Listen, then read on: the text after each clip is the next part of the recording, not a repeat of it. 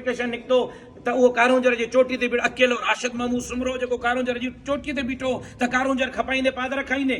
जनाब बिलावल भुट्टो ज़रदारी साहब स्टेज ते मौजूद, जनाब आसिफ अली ज़रदारी साहब स्टेज ते मौजूद, जनाब मियां मोहम्मद शहबाज शरीफ साहब स्टेज ते मौजूद, जनाब अख्तर जान मेंगल साहब स्टेज ते मौजूद। राशिद महमूद सुमरो जे लखन जे इज्तिमा में बानी पाकिस्तान जनाब मोहम्मद अली जिन्ना साहब जे कब्र जे मथां बीह करे नारो हयो त सिंध खपाईंदे पादर खाईंदे।